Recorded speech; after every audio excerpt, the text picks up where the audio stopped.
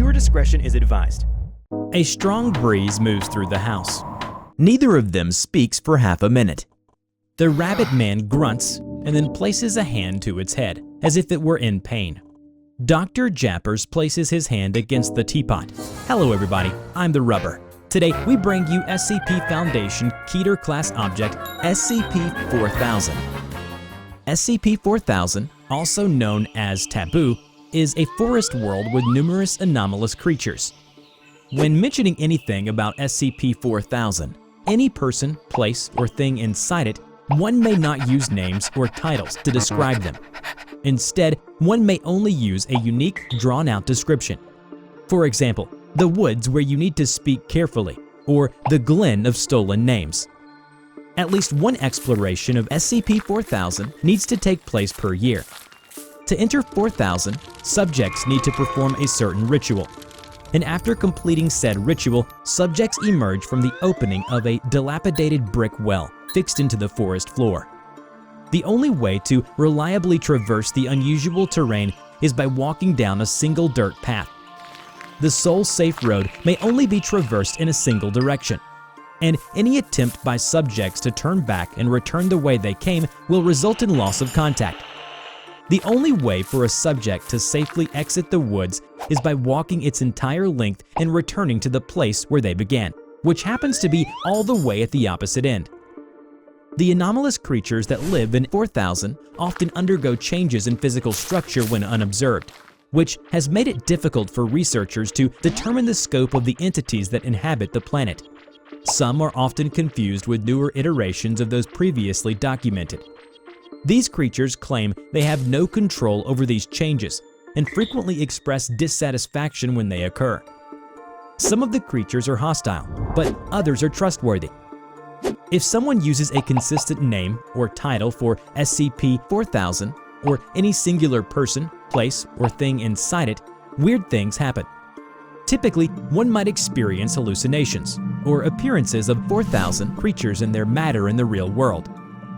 There are strict rules that subjects must follow when enter 4000. Among them are a few hand-picked rules that all subjects who enter should always remember. Don't call anything, including yourself, by a consistent name or answer to a consistent name. Politely decline non-physical gifts or attempts to initiate a trade. You may accept food offered to you, but do not consume it yourself. If a creature appears to require your assistance, consider its appearance before choosing to help. If the entity appears threatening, do whatever is necessary to aid it. If the entity appears attractive or harmless, do not approach. The following is the conversation between Dr. Eugene Jappers and a SCP-4000 creature known as the Rabbit Man. This conversation was transcribed over the course of several years. In 2005, the first expedition into the forest, Dr. Eugene Jappers had met the gentleman with the leporine visage. Good morning, strange traveler. Good morning. It's nice to see a new face around these parts. How is your name? I'm sorry, I'm afraid I can't tell you that. I'm merely asking how your name is. My name has smelt of raspberries lately, I think, or snapdragons perhaps. It's so hard to tell these days, but one tries. My apologies. I'm afraid my name has tasted rather tart as of late. No, I'm the one who should apologize. I shouldn't have pried. It's quite all right. It has been lovely to meet you, but I must be on my way. Must you though? My home is close by, and I was hoping to invite you in for tea. I'm terribly sorry, but unfortunately, I cannot stop at this moment. Perhaps another day. Very well.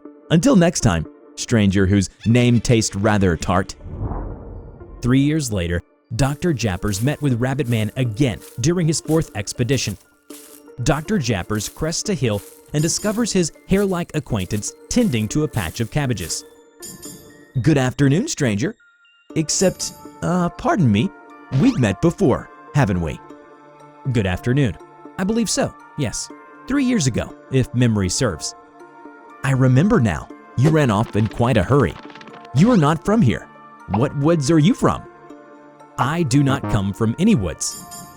Nonsense. Certainly you have trees where you're from, do you not? We do have trees, but they're very sparse. Most of the land is covered in homes and businesses. Then they are inferior woods, but woods nonetheless. Tell me, how did you get here? I see you have an inquiring mind. I would like to ask you a question, if that's all right. Pardon my lack of manners. I consider myself something of a scholar, you see, and I get a bit excited when I have a chance to learn of forests outside my own.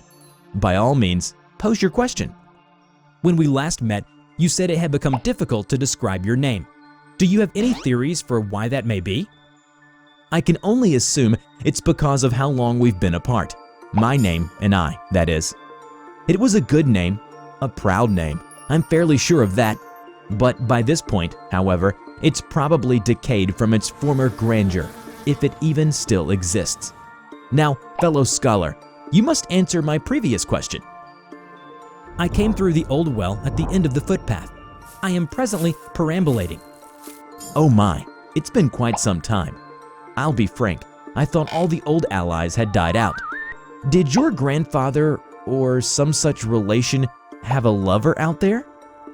My deepest apologies. I'm afraid I cannot answer that question. I understand. I'd invite you to my cottage for tea, but I suppose that's not possible for you, is it? Take this and be on your way. Thank you very much. Dr. Jappers later used the cabbage leaf to feed a creature resembling a field mouse, which in turn aided him on his travels. In 2013, Dr. Jappers was sent in again for the 9th time in hopes to conduct a more thorough interview with the Rabbit Man.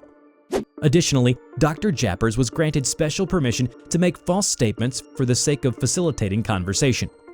During his first encounter, the fluffy one was quite susceptible to deception, and Dr. Jappers wanted to exploit this weakness. This time, traveling along the way of weary adventure, Dr. Jappers encounters a small white cottage with a thatched roof. A small opening in the shape of a rabbit's head is cut into the front door. Dr. Jappers approaches it and knocks. Hello? Is anyone home? Yes, 1 minute. Exactly 1 minute passed. The door opened. Ah, we meet again. Please, come in, come in. You have a lovely home. I suppose. It was just meant to be temporary, or at least until things cooled down on the other side. But, well, you know. I'm afraid I don't know. Would you like some help? No. You just have yourself a seat at the table over there while I get the tea ready for us. You are most kind. Tell me, could you explain what you meant by cooled down?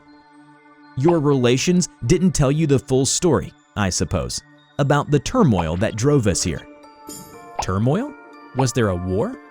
My grandparents told me there were wars, but I never knew of one with you and your kind. It doesn't surprise me. There are very few, even in these woods, who still remember. Memory is the burden of the old, I suppose. But yes, when I was a young lad, in a form quite different from the one I possess now, I lived on the other end of the well. It's where I was born. In fact, it's where I grew up. And if I dare to dream, where I will someday return. Why don't you, then? I can't. Not unless I could know for certain that I'd be welcomed back. I'm sure you don't know this, since they keep themselves hidden, but there are those who would destroy me at their first chance. My apologies. These are dark memories. I'm sure you don't want to hear about them. No, please go on. These things are of interest to me. I am a fellow scholar, remember? As you wish, fellow scholar. I shall talk until the tea is cold. Much as it grieves me to say it, we were betrayed. We had fought side by side, in the war against that factory. We had done nothing but help them. And what did they do? They destroyed us. They took so many of our lives and all of our names. Some of us fled here when the war was just beginning, but not many. Still though, I don't hate them. I'm glad for that. I'd imagine so. There are some old fogies around these parts who bear a grudge against the whole species. But I know you're not all bad. There were many who sheltered us and fought for us. There were even some who died for us. Some came to live here amongst us, rest their souls. I, myself, courted a human once upon a time. He came to visit a time or two, but I never saw him after that. I still wonder now and again if he fell at the hand of an unkind neighbor, or if he merely stopped caring to see me. But it's no matter now. I apologize for prattling on about old flames. Certainly, such things are of no interest to you, fellow scholar. On the contrary, I like to hear more of these stories.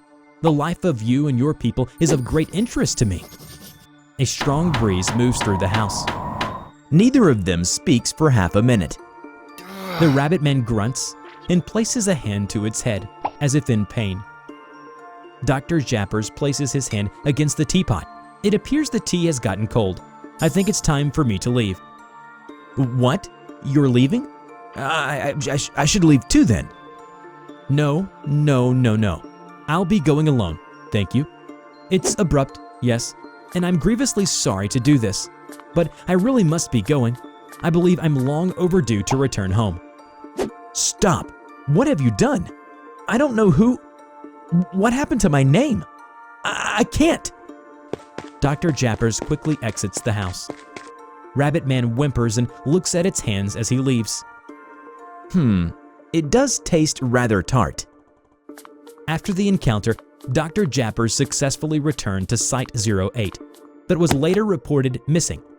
Investigations into his disappearance and current whereabouts have been inconclusive. However, the Foundation found some white fur on his expedition gear. Alright, I know you're now confused and lost, so let me explain it to you. Remember in the beginning, we listed a few rules to follow when someone enters SCP-4000?